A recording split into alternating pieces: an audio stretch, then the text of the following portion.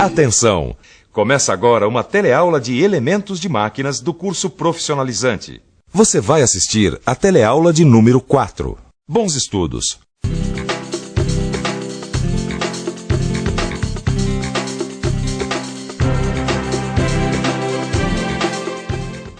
Sabe o que você e esse pessoal aí têm em comum? Bem, é claro que vocês têm muita coisa em comum, mas uma delas é que vocês precisam conhecer muito bem os elementos de máquinas. E é claro, uma hora ou outra, vocês precisam encarar o assunto da nossa teleaula de hoje: os tipos e cálculos de rebitagem. Vamos nessa? Você vai ver quais são os principais tipos de rebitagem, incluindo a rebitagem de recobrimento simples e a de recobrimento duplo. E vai aprender também como é que se faz os cálculos para rebitagem, como o cálculo do diâmetro do rebite e o cálculo do diâmetro do furo. E vai conhecer ainda os principais defeitos de rebitagem, assim como o jeito certo de eliminar esses defeitos.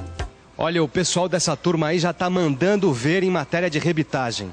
Tem muita gente aí matando a pau os defeitos, fazendo direitinho os cálculos e dominando os tipos de rebitagem. E se você acompanhar bem a nossa teleaula de hoje, vai ter muito mais coisas em comum com essa turma aí.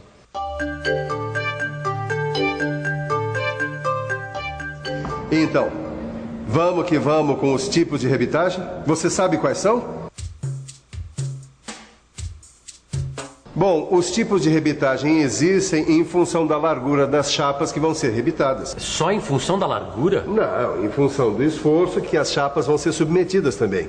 É assim que a gente sabe se a rebitagem vai ser de recobrimento simples ou de recobrimento duplo. Me diz aí, como é que é cada uma dessas rebitagens? Vamos lá. Olha, veja aí o primeiro tipo, a rebitagem de recobrimento. Nessa rebitagem, as chapas são apenas sobrepostas e rebitadas, compreende? A rebitagem de recobrimento serve para suportar esforços e é muito usada na fabricação de vigas e de estruturas metálicas. Agora, o segundo tipo, a rebitagem de recobrimento simples. Nela, as chapas são sobrepostas e sobre elas se estende uma outra chapa para cobrir. Esse tipo a gente usa quando precisa suportar esforços, permitindo uma vedação perfeita. Por isso, a rebitagem de recobrimento simples é muito usada na construção de caldeiras a vapor e recipientes de ar comprimido. E tá aí o terceiro tipo, a rebitagem de recobrimento duplo. Aqui as chapas são sobrepostas e envolvidas por duas outras chapas que recobrem os dois lados. A rebitagem de recobrimento duplo é usada para garantir uma vedação perfeita. O pessoal que produz chaminés ou lampiões usa muito esse tipo de rebitagem. Então, Tito, conseguiu compreender os três tipos de rebitagem? Olha, compreendeu, eu compreendi. Só que eu ainda tenho uma dúvida. Me diz qual é? Quantos rebites a gente coloca? Quer dizer assim, como é que eu sei o número de rebites que eu preciso para unir as chapas? Pergunta inteligente. Bom, neste caso, a gente vai depender da largura das chapas que recobrem a junta. Aí, então, a gente vai precisar de uma, duas ou mais fileiras de rebite. Deixa eu te mostrar uma coisa que eu tenho aqui. Olha, aqui vai uma coluna de rebites. Aqui vão duas colunas com os rebites distribuídos alternadamente. Aqui nessa outra vão 4 colunas. Né? Se nós formos ver de perfil, fica assim, ó. Tá legal. Mas como é que a gente distribui os rebites aí? Quantos rebites a gente põe? Nesse caso, a gente tem que saber o comprimento da chapa. Depois, a distância entre a borda e o rebite mais próximo. Tem que saber também o diâmetro do rebite. Ah, é claro, e o passo. O passo? É, o passo. Tá por dentro?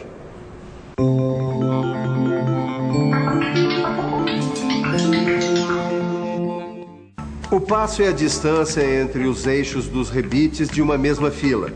Ele não pode ser muito grande, porque senão pode empenar as chapas. No caso de junções que precisam de boa vedação, o passo deve ser equivalente a 2,5 vezes ou 3 o diâmetro do corpo do rebite. Tá vendo? Agora faltou ver isso aqui. A distância do rebite para a borda da chapa. Essa distância deve ser igual a pelo menos 1,5 vezes o diâmetro dos rebites que estão mais próximos da borda. Agora, como você já deve ter percebido, a distribuição dos rebites requer um cálculo. Esse cálculo é feito por projetistas que vão levar em conta qual é a finalidade da rebitagem, ou seja, para que ela vai servir, qual é o esforço que as chapas vão sofrer durante o uso e outras cocitas mais. Só que nessa história toda, tem uma pulga que deve ter ficado atrás da sua orelha. Professor, afinal de contas, quem é que precisa saber fazer todos esses cálculos para a rebitagem? Olha, o mecânico normalmente ele já recebe esses cálculos prontos junto com o projeto. Mas no caso do aluno que está fazendo uma aprendizagem, ele precisa aprender a fazer esses cálculos para ter um conhecimento total do processo de rebitagem. Tá vendo só? Então preste atenção, porque agora você vai aprender a fazer os cálculos para a rebitagem.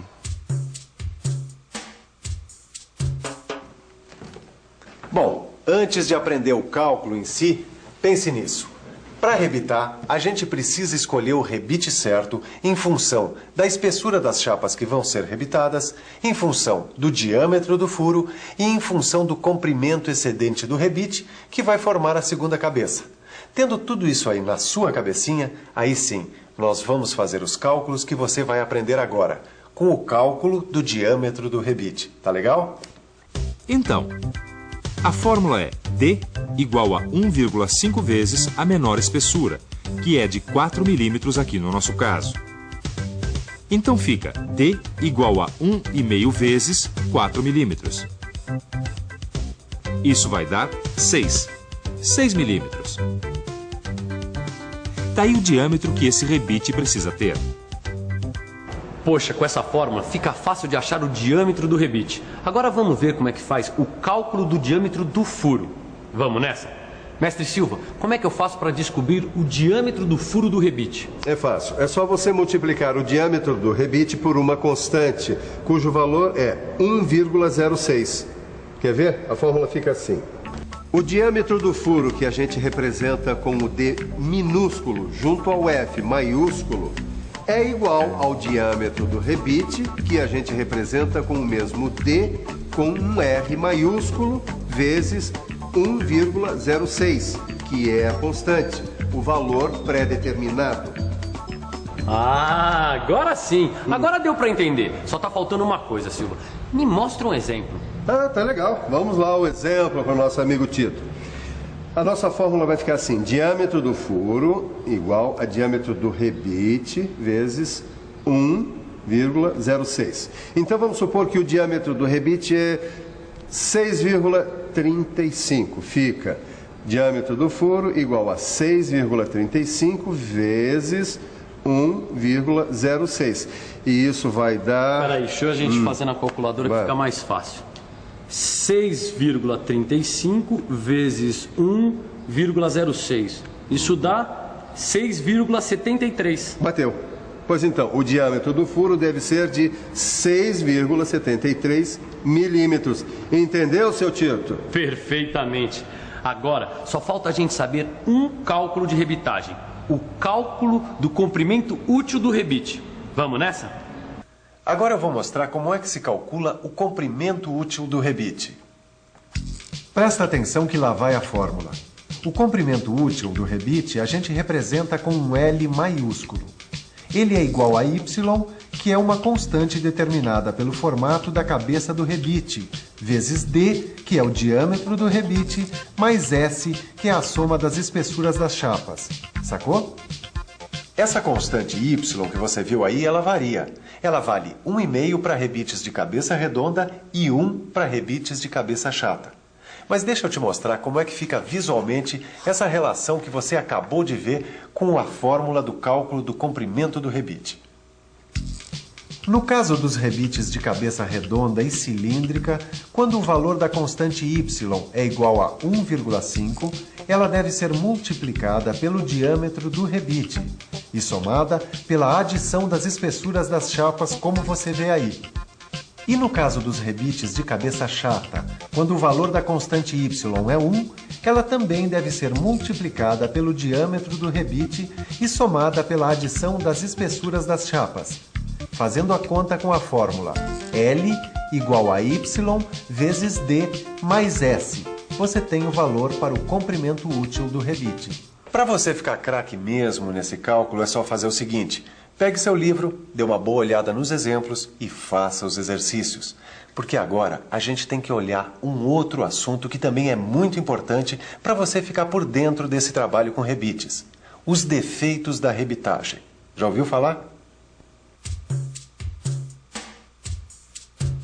Vamos dar uma examinada nesses defeitos da rebitagem, que você também vai estudar na aula que está no seu livro.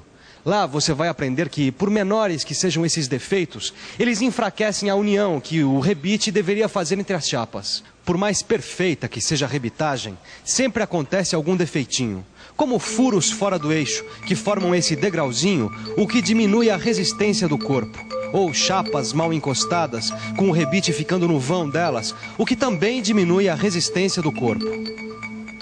Outro defeito comum é o diâmetro do furo ficar muito maior do que o diâmetro do rebite, o que faz com que o rebite fique num eixo inclinado, diminuindo a pressão no aperto. Defeitos causados pela má execução da rebitagem, como o aquecimento excessivo do rebite, pode alterar suas características mecânicas. Mas existem ainda outros defeitos, como a rebitagem descentralizada, que deixa a segunda cabeça do rebite fora do eixo, o mau uso das ferramentas, que deixa a cabeça rebatida do jeito errado, com rachaduras e rebarbas, ou ainda o corpo muito pequeno do rebite em relação à espessura da chapa.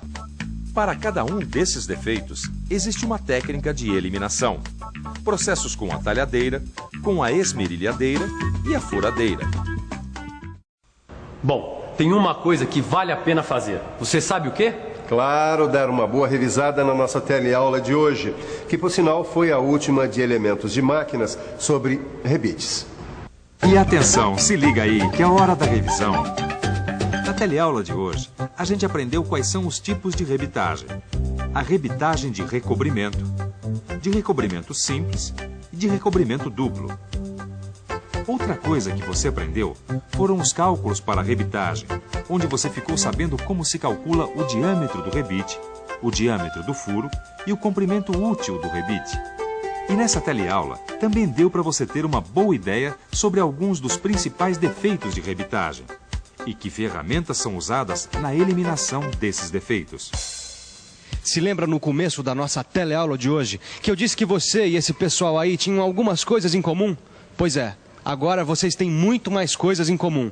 Mas não está na hora de relaxar não, hein? Você sabe muito bem que é só pegando firme no livro, estudando e fazendo os exercícios que você vai fixar os conceitos que aprendeu. Por isso, mãos à obra e até a próxima.